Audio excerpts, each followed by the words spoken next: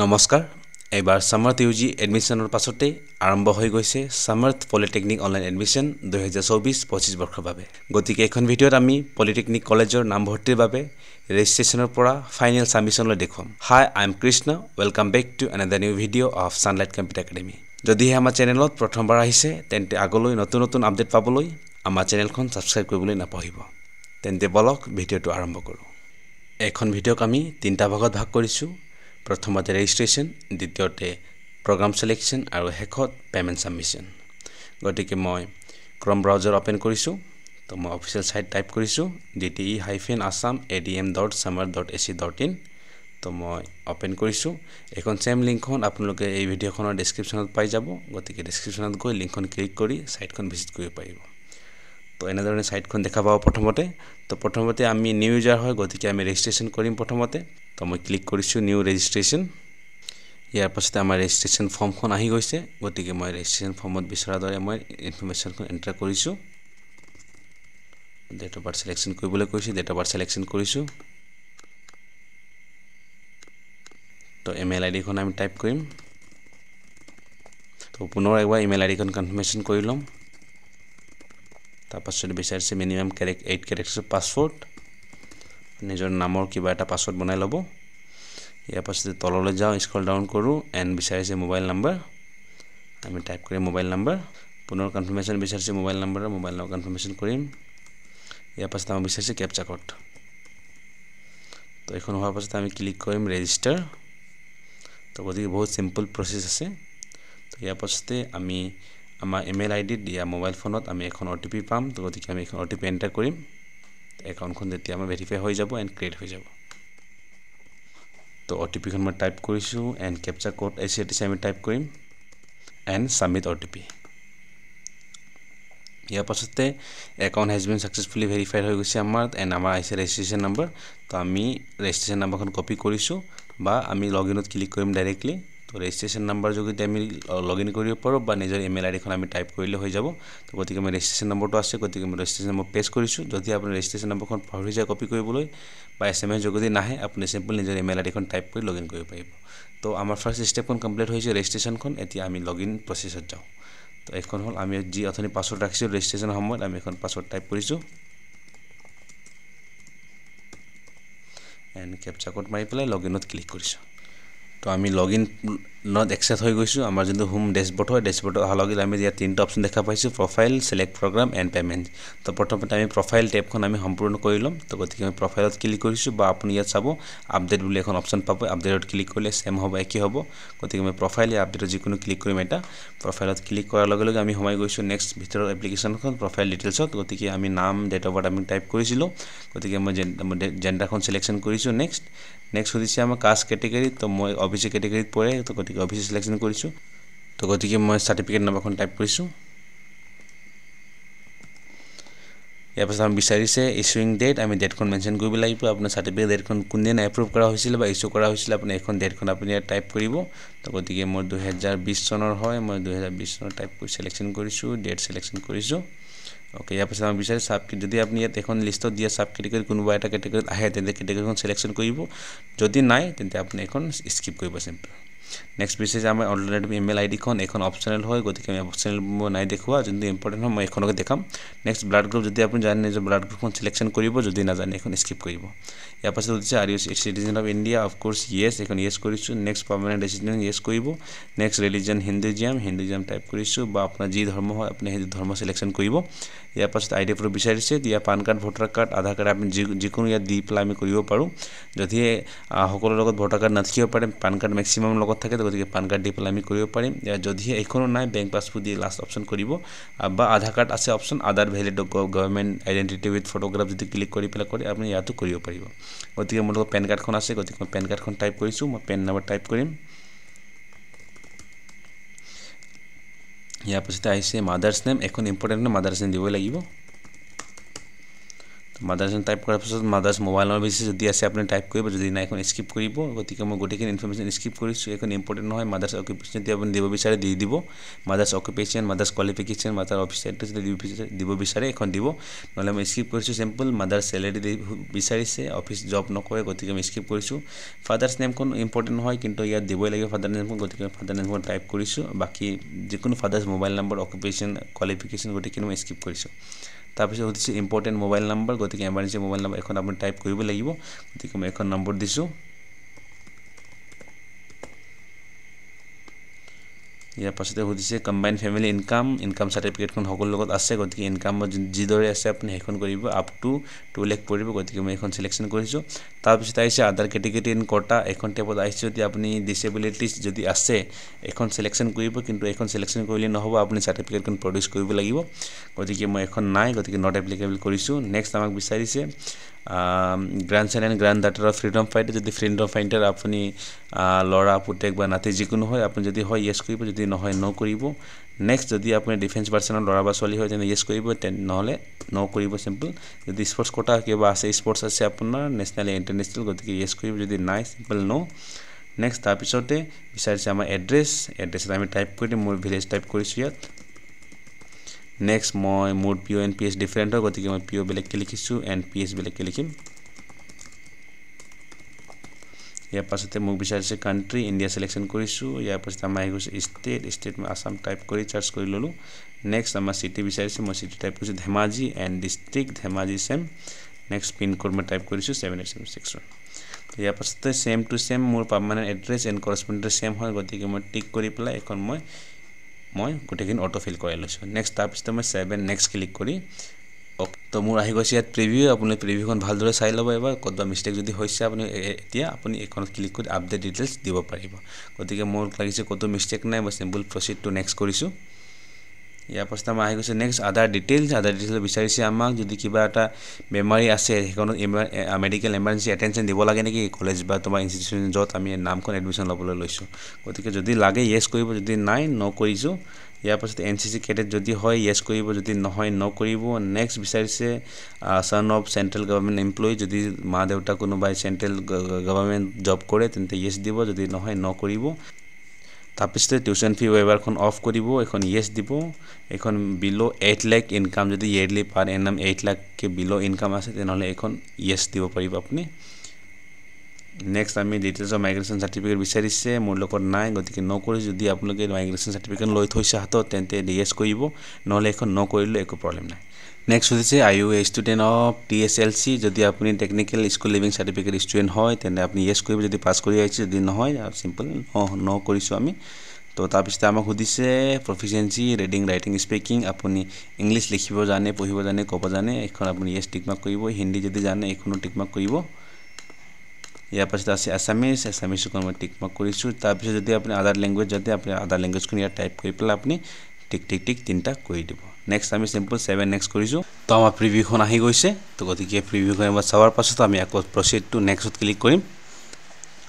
গতিকে এতিয়া আমাৰ আহিছে আপলোড টেবখন। আপলোড টেবত আমি চাম ইনষ্ট্ৰাকশ্যনখন, আমাৰ যোনটো ফটো এণ্ড ছিগনেচাৰ হয়,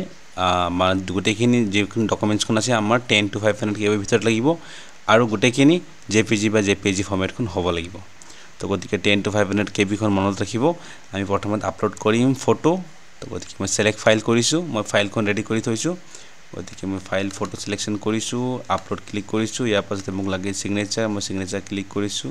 চিম্পল ছিগনেচাৰখন লৈ লৈছোঁ, ছিগনেচাৰখন আপলোড কৰিছোঁ। ইয়াৰ পাছতে আমি লৈছোঁ চিম্পল কেটেগৰী চাৰ্টিফিকেটখন চিলেকশ্যন কৰিছোঁ, নিজৰ কেটেগৰী চাৰ্টিফিকেট কাষ্ট OBC যিকোনো হ'ব।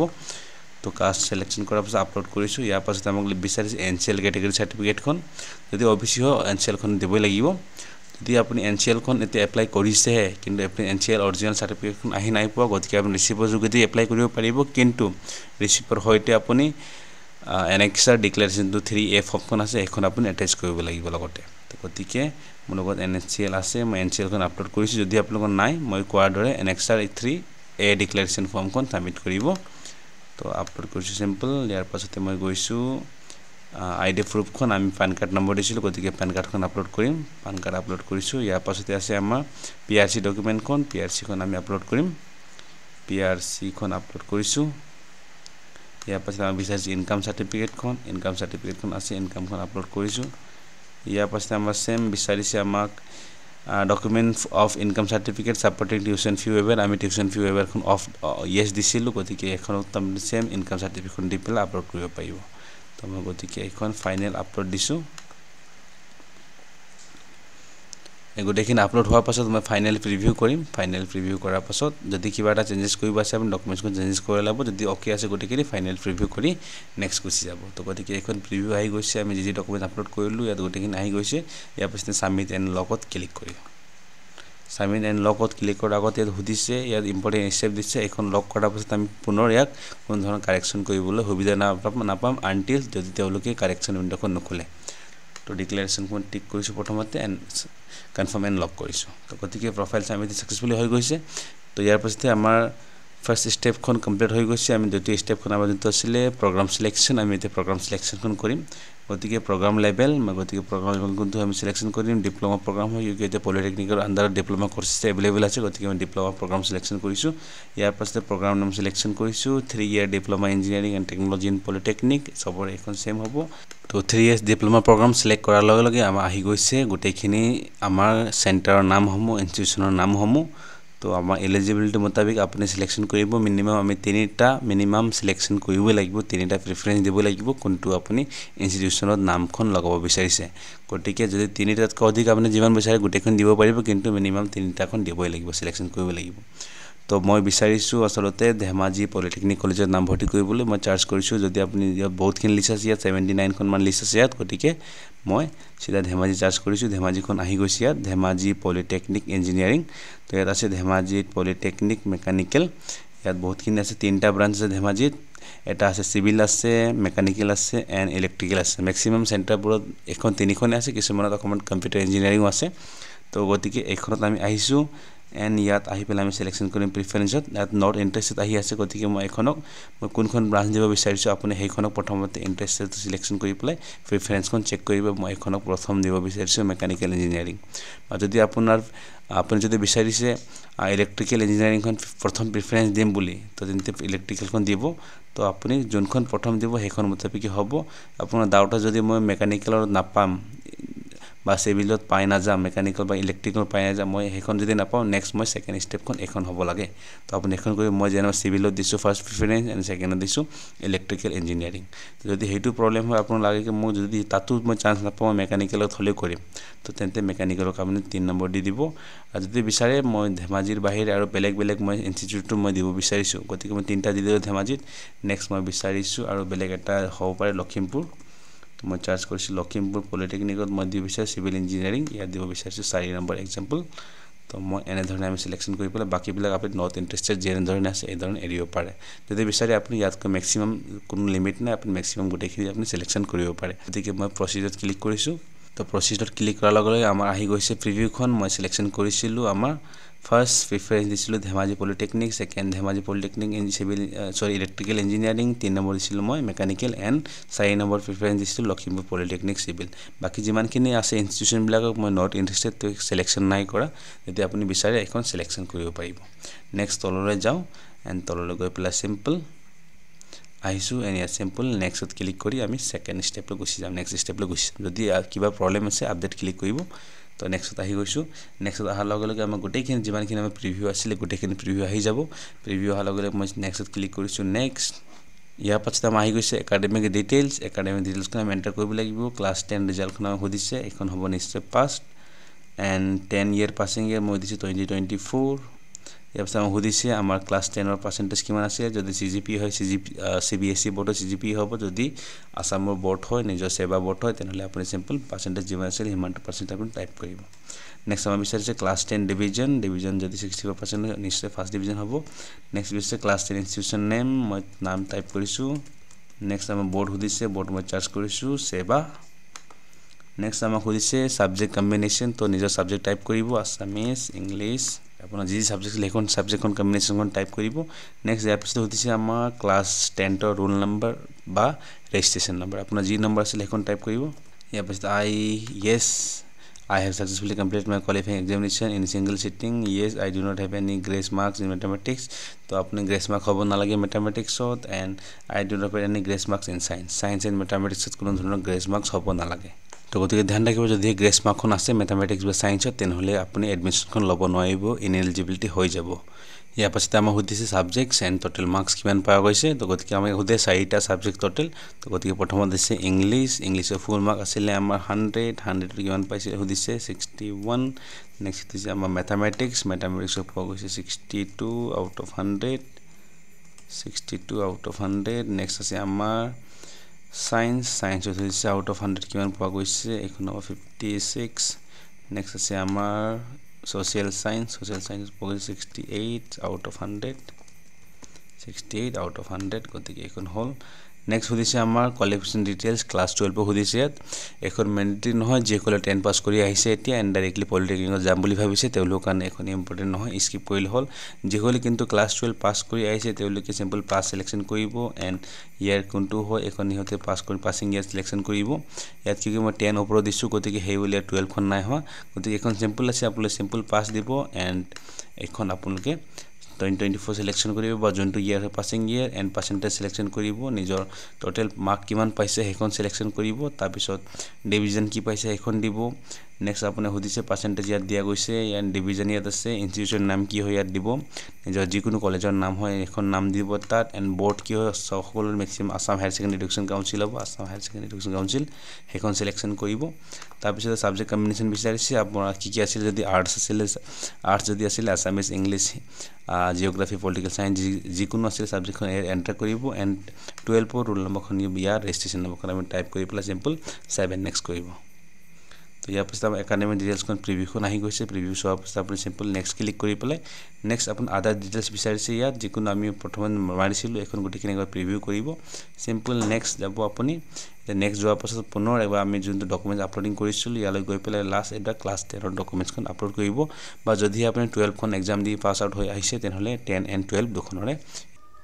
গতিকে মই ক্লাস 10 ৰ মাৰ্কশিটখন সিলেকশন কৰিছো মোৰ 10 মাৰ্কশিটখন আছে মই আপলোড কৰিছো মাৰ্কশিটখন। তো মাৰ্কশিটখন মোৰ আপলোড হৈ গৈছে মই তেন্তে ফাইনেল সাবমিট ফাইনেল প্ৰিভিউ কৰিম এতিয়া। তো আপুনি ভালদৰে ফাইনেল প্ৰিভিউ কৰি ল'ব 3 years diploma in engineering and technology in polytechnic college. তো এইখন ভালদৰে প্ৰিভিউ কৰিব আপুনি যিদৰে প্ৰিফাৰেন্সখন দিছে সেই মুতাবিকে আপোনাৰ সিলেকশন হ'ব। যদি কিবা কাৰণবশত আপুনি ফাৰ্স্ট প্ৰিফাৰেন্সত চান্স নাপায় তেতিয়া সেকেন্ড প্ৰিফাৰেন্সত যাব গতিকে আপোনাৰ যোনটো টপ মোস্ট প্ৰায়োৰিটি যোনটো প্ৰিফাৰেন্স দিব বিচাৰিছে সেইখন সদায় ফাৰ্স্টত ৰাখিব গতিকে বাকিবিলাক অপচনেল হিচাপে আপুনি সেকেন্ড থাৰ্ড খন আপুনি দি যাব। তো আমি সিধা তললৈ গৈছো তো তললৈ গৈ পেলাই সিধা মই সাবমিট কৰিম ফাইনেল। তো পুনৰ এবাৰ আমি পেমেন্টস পেজলৈ যাম এতিয়া ডিটেইলছখন আহি গৈছে আমাৰ নামখন আহি গৈছে এবাৰ পুনৰ প্ৰিভিউ আহিছে গতিকে নিজক এবাৰ ভেৰিফাই কৰিব কৈছে নিজৰ নামখন শুদ্ধ আছে নে নাই ডেট অফ বাৰ্থ শুদ্ধ আছে নে নাই ক্যাটেগৰি শুদ্ধ আছে নে নিজৰ জেন্ডাৰখন মাদাৰ্স নেম ফাদাৰ্স নেম নিজৰ এড্ৰেছ এণ্ড গোটেইখিনি মই ৰিচেক কৰিলো বুলি গোটেইখিনি ডিক্লেৰেশ্যন দিলো গাইডলাইনছ মই ভালদৰে পঢ়িছো এণ্ড ফাইনেল আমি ডিক্লেয়াৰ কৰিছো। তাৰ পিছতে আপুনি অপশন পাব পেমেন্ট গেটৱে তো ক্লিক কৰিব পেমেন্ট গেটৱে SBI। তো এনেধৰণৰ ইন্টাৰফেস দেখা পাব আপুনি। তো গতিকে এই ইন্টাৰফেসত আপুনি নিজৰ UPI ব্যৱহাৰ কৰিব পাৰিব আপুনি ইন্টাৰ UPI ID দবা যদি বিচাৰে UPI ID খন টাইপ কৰিব যদি আপুনি QR কোড দি স্ক্যান কৰি পে কৰিব বিচাৰে তেনে সিম্পল আপুনি UPI QR কোডখন সিলেকশন কৰিব এণ্ড পে নাও কৰিব। গতিকে এখন আমাৰ QR কোডখন আহিছে গতিকে আমি ইয়াত পেমেন্ট কৰিম আপোনাৰ পেমেন্টখন 300 হয় UPI কাৰণে যদি আপুনি বেলেগ মেথড ডেবিট কাৰ্ড বা ইন্টাৰনেট বেংকিং ব্যৱহাৰ কৰে তাত আপোনাৰ এক্সট্ৰা বেংকিং চাৰ্জ লাগিব গতিকে UPI ত কোনো ধৰণৰ এক্সট্ৰা চাৰ্জেছ নাই যদি 300 হয় আপুনি এক্সাক্টলি 300 খন পেমেন্ট কৰিব। সাকসেসফুল পেমেন্ট হোৱাৰ পাছত নিজৰ এপ্লিকেশনখন প্ৰিন্ট কৰি সেভ কৰিব নাপাহৰিব। যদিহে এপ্লিকেশনখন কৰোতে কিবা অসুবিধাৰ সন্মুখীন হ'বলগীয়া হৈছে তেন্তে কমেন্ট বক্সত কমেন্ট কৰি জনাবলৈ নাপাহৰিব। Thank you so much for watching.